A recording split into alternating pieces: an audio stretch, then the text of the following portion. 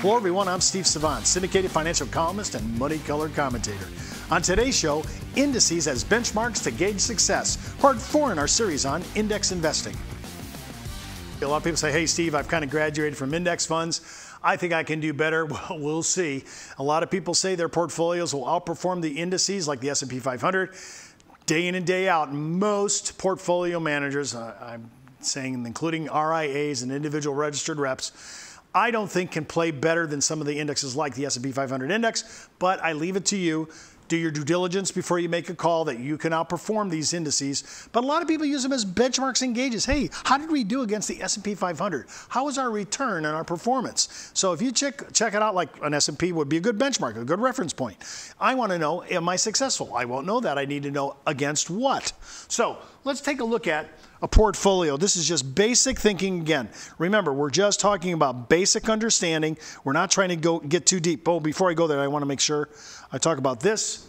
This is really important. Keeping in perspective, just because an investment outperforms its benchmark in a particular year doesn't necessarily mean it's right for your portfolio. You still want to evaluate each investment in light of your own risk tolerance, time horizon, and overall investment strategy. Similarly, an investment that misses its benchmark from time to time may still be a smart addition to your portfolio, especially if you're a diversification crazy person like I am, where you do want diversification and you want to spread your risk. But I just want to that's kind of like my caveat or my so-called disclosure. Now, let's go back over here and look a little bit on the portfolio issue. This is basic thinking. This is not hard. It can't be that hard. I'm teaching it, right? I'm looking at portfolio A. I have the S&P 500, and the S&P 500 went up 15%. It didn't. I'm just using this as an example. These numbers have nothing to do with real life in any time. So let's say the S&P went up, and it went up 15%.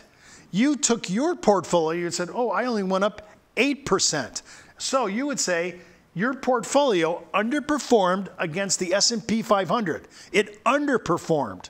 If that happened time and again, you might start saying, forget trying to run my own portfolio, and especially if I have to pay for the oversight on that, I might want to go with cheap oversight, very little management fees, and look at the S&P. Now, just remember, I also want to know what's the beta risk to be in the S&P 500. I made 15%, but what kind of exposure to principal did I have out in the market to acquire that kind of return? And the same thing here. For example, if the beta risk was similar, and the cost was actually cheaper to go to the S&P 500, why wouldn't I just do that and forget about doing an individual portfolio construct? Why would I design one when I could go ahead and get an S&P 500 for less management money and the beta risk is pretty much the same? I don't know if it is. You just have to find that out. What's the beta risk? I got 15%. What kind of exposure did I have to do to pull that number off? So my underperformance would be 7%.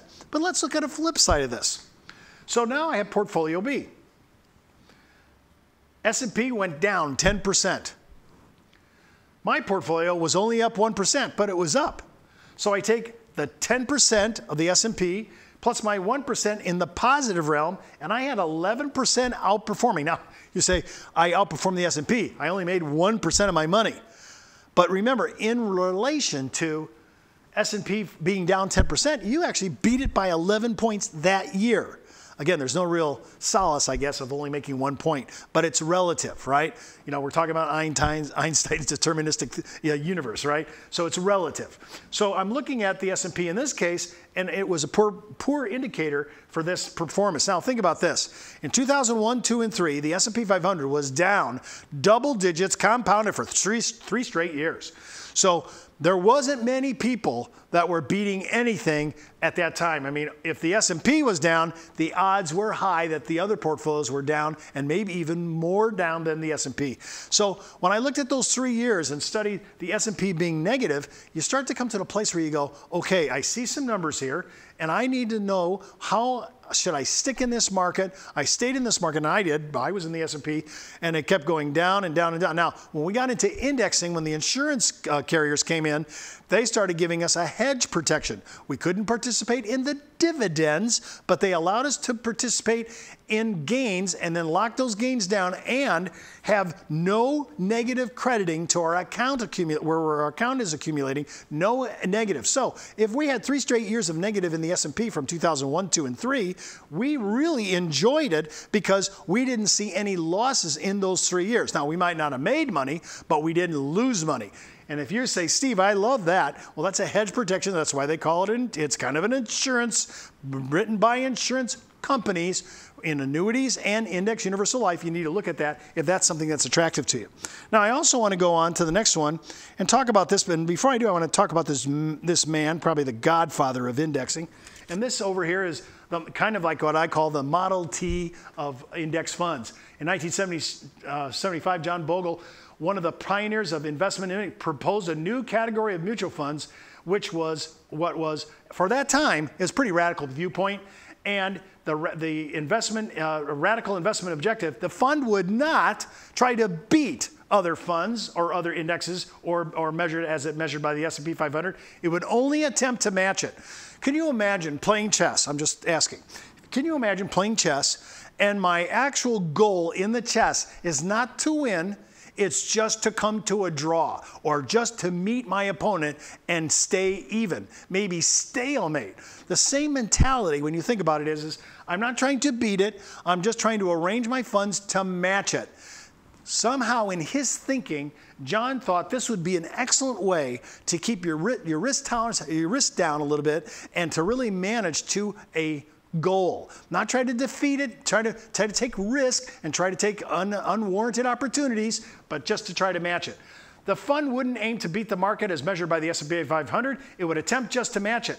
That fund, that thinking is the Vanguard 500 index fund in investor shares, which is now the largest stock mutual fund in the United States. That, just to think about that premise. So if you want to look at it and say, wow, look at the Vanguard, what was their index performance? If that performance and their low fees was something that is attractive to you, one of those reasons is because they were thinking about John's philosophical way of attacking a performance goal. Not to beat some index, but at least to match one, and they used the boilerplate of the S&P 500. The other issue is, too, is you remember, you're looking to always hedge your position. Some people like the S&P because it's done pretty well over a long period of time. I still want to have my own personal portfolio, and I still will see the gauge using the S&P 500 to see did I outperform it or did I underperform it. But I keep it in there for diversification. I mean, it's large cap. It's got 500 large cap companies in it. That's pretty diversified in my thinking.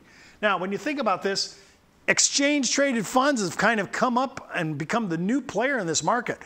They are really, most of the time, and there's exceptions to this rule, that they're going to be a little cheaper than mutual funds, and they're also going to be able to be traded during the day. If I call my broker up and say, hey, I want out, I can't stand the pressure, he could actually execute it. I don't have to wait to the end of the day like a mutual fund, which sells at the net asset value. I can sell my ETF right then and there. Last, I think it was August 2015, I think it was there somewhere if I'm mistaken, I think it's that time, where the market started going down, and we never had we didn't understand ETFs at the time and how market volatility would affect them, especially if you were able to get out during the daytime. So we've now looked at that, and that's sometimes people like that because it's a little cheaper, a little bit easier to execute, and I could get out during market hours. So that might appeal to you. It's like an index mutual fund. An ETF strives to replicate the performance of its underlying index. ETFs resemble index funds in other ways too, but they trade as stocks do on the exchange where the share price is set by the changing forces of supply and demand. So during the daytime, if you want out, you can get out. You can buy shares through your broker at the market price and sell them in the same way. The ETF sponsor doesn't buy your shares back as an open-ended mutual fund can. So if you think you like this idea, that John Bogle came up with, hey, I like this. I'm not trying to defeat a number. I'm not trying to surpass a number. I'm not trying to beat some performance like the S&P 500. I'm just there to match it. And that kind of management style, some people believe, is less expensive from a management point of view and also a little bit more, I would say, heading towards matching to a decent performance. You pretty much know, hey, this is what I'm aiming at. Is it easier to tie the game or is it easier to outperform the game? It's philosophical. Not everybody buys into all that I'm saying right now, but I'm just giving you some new idea and another option and alternative to look at.